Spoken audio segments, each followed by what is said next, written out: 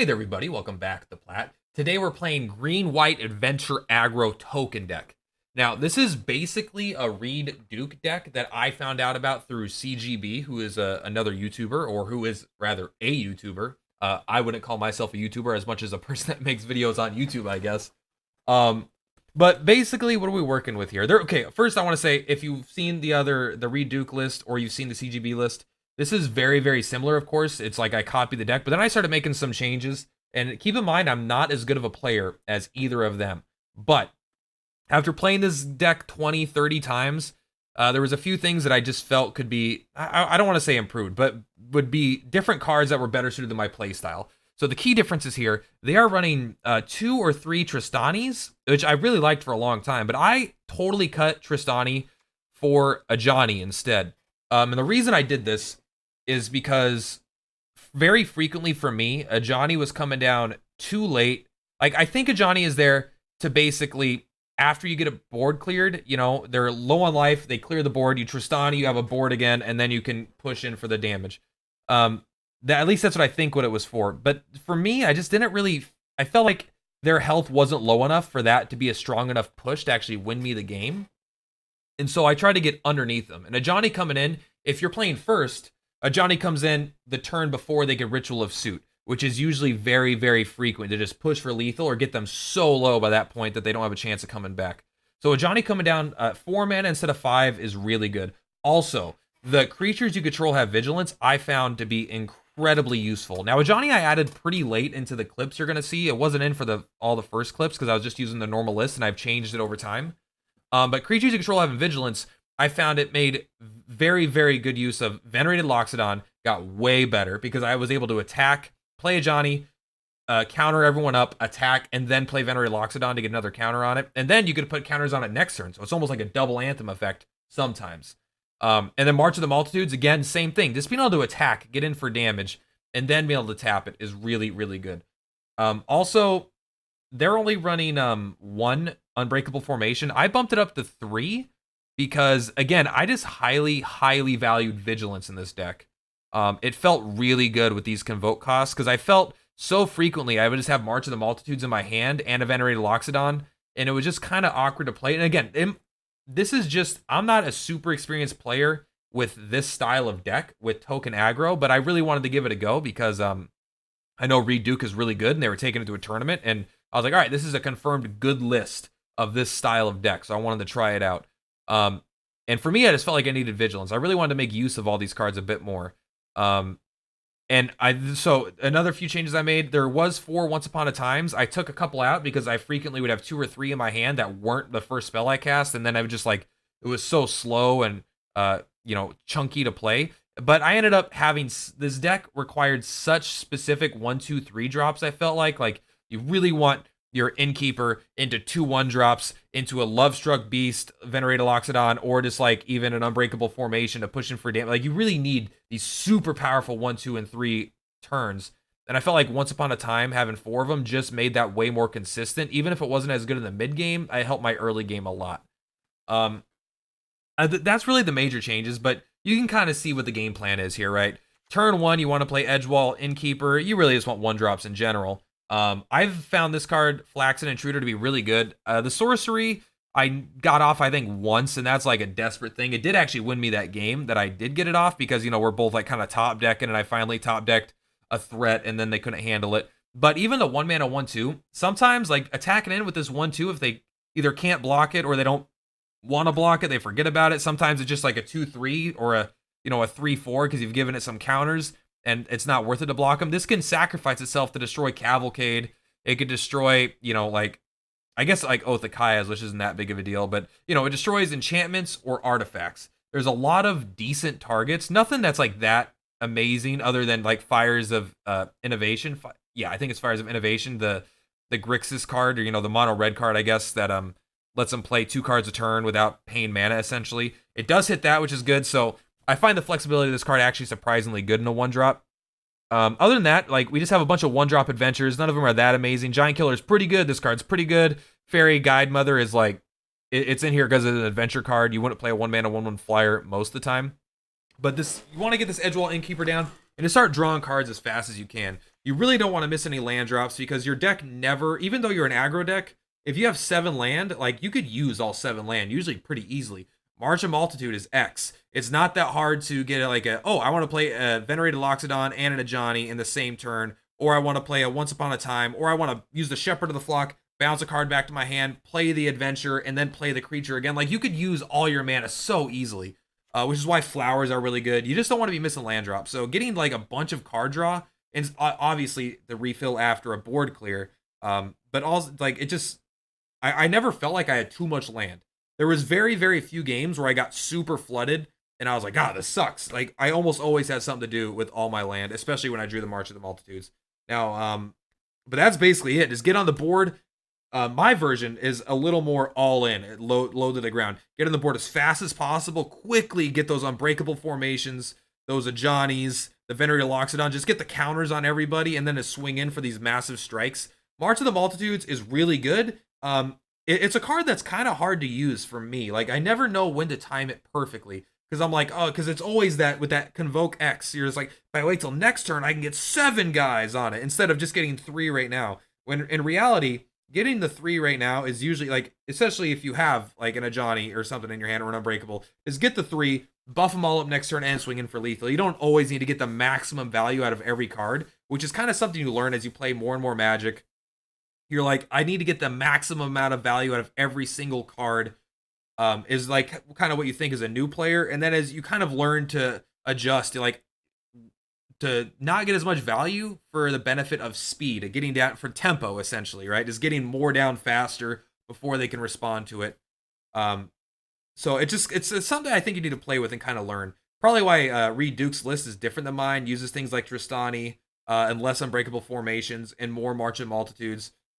Just because they probably have a better feel of how the game is going and when to time these cards. And I needed just a more aggressive where the game, I won't say played itself as much, but I didn't need to worry about the specific timing of these cards. It was more just like going as fast as you can. It was more about ordering of the cards you played than worrying about the time of which to play them.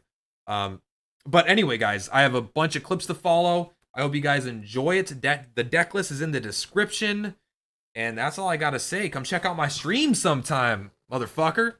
I don't know why I swore at you guys. I'm sorry, I take that back. I hope you guys have a wonderful day. Excited to try this deck out. I've played it a couple times off camera, off recording. But I've really been loving it, actually. And this hand, I don't love. This is the same exact hand. It's literally Flower, March of Multitudes, Edgewall Innkeeper, Venerated Loxodon, but instead of 2 land, we got 1 more land. This is the best hand so far. I think we get rid of the second Once Upon a Time. Oh, and Flower, give up our easy 3rd land. These both draw us. This is 0, this is 1. I guess. We definitely want to cast this to see if we could find the Edgewall guy, as we could really use a card right now. Alright, not exactly a strong opening, is it? But you know what? I believe we can get enough value out of this guy. A lot of times I have felt like I've had too many cards in my hand. So maybe being down a card or 2, if they're really good cards, isn't too significant. I think we play the Fairy Godmother. More likely to get in for damage. This card actually could be pretty good against some stuff. We do get to play the Lovestruck Beast next turn. We will attack for 1. It all matters. This guy doesn't get attacked very often. This Innkeeper, 1 mana, 1/1, with draw abilities. Oh, we're playing a Dance deck. Dance of, what is it? Demise, Adele Dezim. We're gonna draw cards, because I feel like that's more important. Please don't flood us out.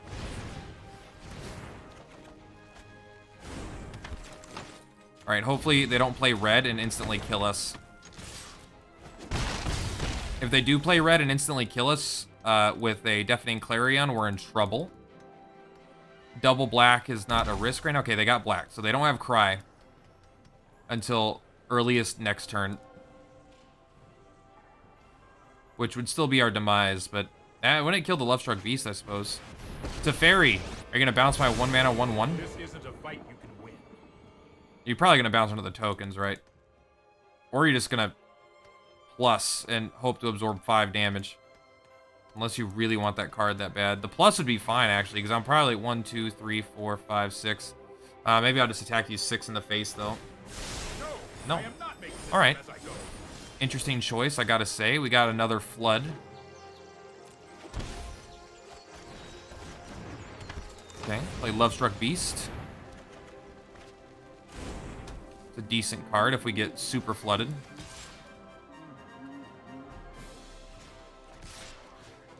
2, 3, 4, okay.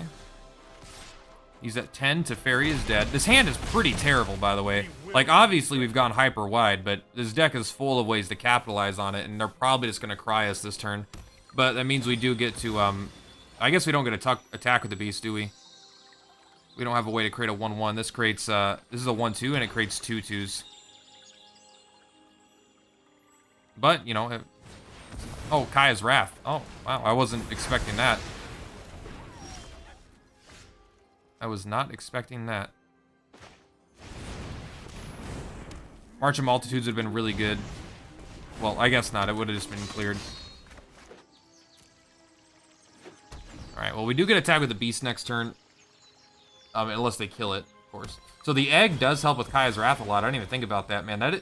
The mana fixing, you don't think of being that good, but for turn 4 Kaya's Wrath, it's pretty damn dope. Yeah, man. I need to play this deck more. I made my own dance version of Jeskai, just because I like Thousand Year Storm. I'm not sure how good it is, but I do like it. Using March of the Multitudes just seems so bad. Dude, whatever you bounce, I'm okay with. I feel like that's the weird one, though.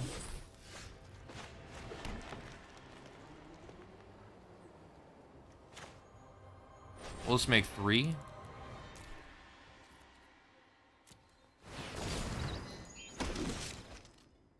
I will attack your face. We draw another land, we get to create 3 2/2s, so it's not, like, terrible. That's more like it.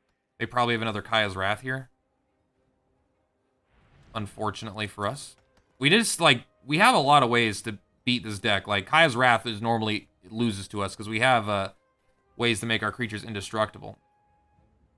But looks like we just didn't get that lucky with our draws. I mean, we mulliganed, what, down to 5.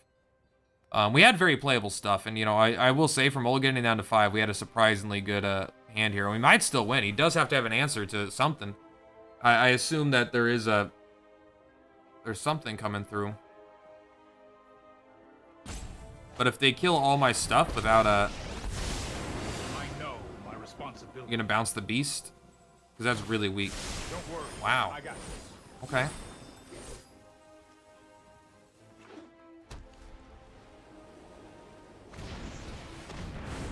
Murderous Rider, huh? Okay. We have 1, 2, 3.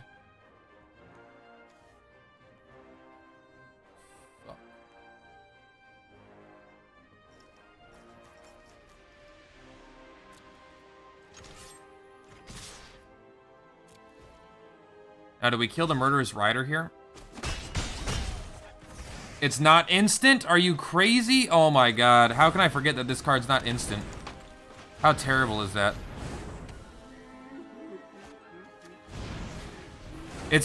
How could this card be that bad? It doesn't even make sense. We can't play that 1/1. God fucking damn it. That's a misplay. It's a sorcery. Man. We wouldn't have been able to play it as an instant because of Teferi anyway, so I'm double dumb. But it did make me realize that this is also a sorcery. So not only did I try to cast a sorcery spell at instant speed, I tried to cast a sorcery spell at instant speed while Teferi is on the field. So, there goes that. I'm known for my excellent timing. Because I could have played this and this. Because I have the 1 mana left over. He would have been at 2 less, 3 less. So it would have been at 2 HP, even with the healing 2.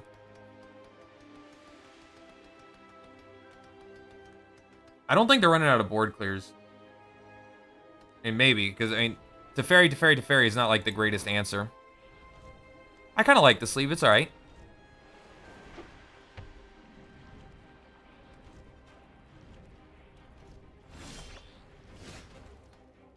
Okay. We will attack in the air.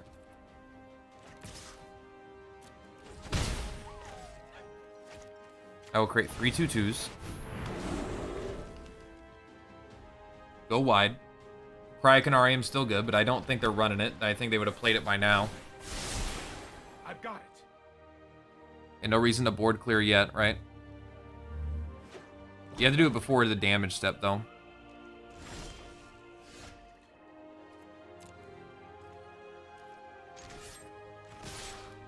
Alright, so it's Akaya's. They're going to gain 1 life.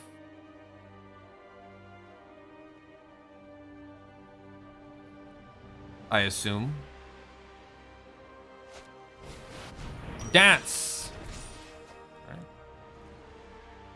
That draws you a card, but you still take... That's 6. That's still lethal, right? Yeah. I wonder, that was a weird play. You know, we ended up getting there. Despite mulliganing down to 5, despite playing really dumb and getting Kaya's Wrath and getting triple to ferried, we still ended up making it. So, if that doesn't mean, you know, if I played badly, the deck did great. So, thank you. Now is the time. Now is the time to redeem myself. All right, what do we got here? Edgewall Innkeeper, Once Upon a Time. Once Upon a Time can get us a lot of 1-drops. That makes Edgewall Innkeeper quite good. We go first also. We're hoping to get 2 1-drops, so we're hoping our next 2 draws, actually. So we need to play it first, because otherwise it's going to cost 2, and then it suddenly sucks.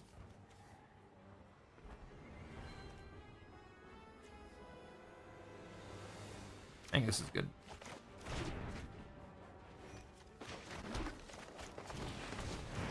We still got to play a 1/1 and a 1/2. Giant Killer is fucking great, by the way. This card is flexible AF for a 1-mana 1/2. It can do so many things. I've been very impressed with it. It doesn't always do its destroy target creature or tap target creature, but the fact that it has all this versatility in it is like really good. Cavalcade. No blocks. I need my card.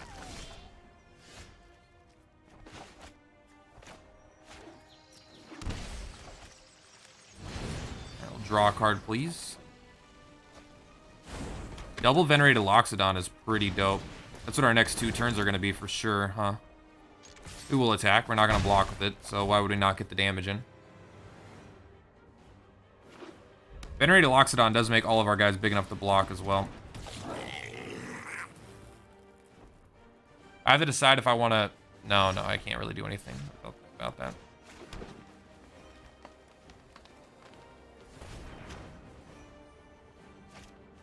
Create a 1/1.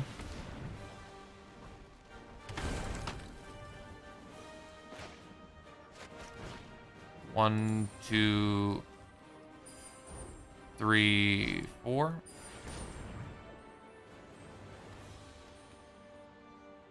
What a great card this is. My God. It doesn't always work out just right, but it's just fucking powerful, man. I really feel like a Johnny could be used in this deck. I might make a change and add a Johnny because the Great Heart one or whatever, the one that gives all my creatures vigilance, because it means we could have attacked and then Venerated Loxodon, and then you could do it again next turn. We could attack and then Venerated Loxodon, and also he could also put the +1/+1 counter. So we'd have, we wouldn't have it right now, but next turn we'd be able to put a +1/+1 counter on all of our guys, attack in with vigilance, and then play a Venerated Loxodon to give them 2 +1/+1 counters next turn. It seems powerful, but maybe it's just like, maybe it's not that needed. Maybe it's a little slow and a little defensive, because you do gain life. It does put counters on it, and the vigilance is nice for protecting itself, but maybe it is a little bit slow. I don't know. I think I might try a 1-of instead of like a Venerated Loxodon, just to... I guess Venerated Loxodon's a 4/4 though, so that is pretty nuts. What are they thinking about here? How many options could Cavalcade have? Hey, McMoltom. I played McMoltom just yesterday in one of my, you're probably seeing a different YouTube video. Unless I lost, in which case I deleted it. Might even just been for stream. All right, you got Chandra's Spitfire. Hey, look, we're on a clock. If you have a Cavalcade, we're on a fucking clock.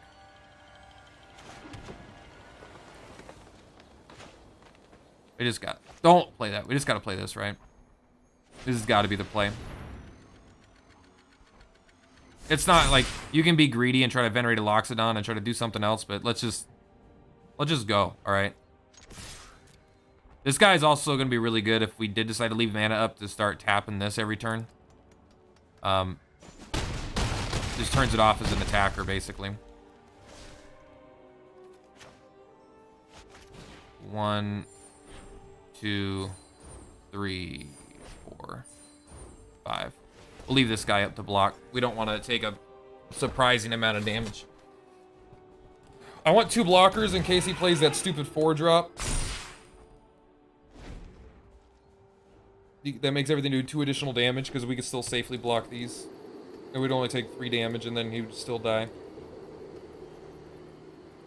Maybe it's unnecessary, but I think we're in a pretty dominant board state right now.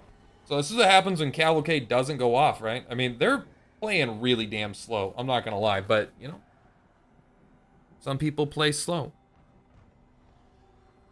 Cavalcade, you know, it's mono red Cavalcade. It's very, very difficult deck. I'm not gonna lie. You know what, opponent? Here I was kind of making fun of how slow you played, but you went out with grace. You went out with the kind of grace that I can approve. So thank you so much. Good game.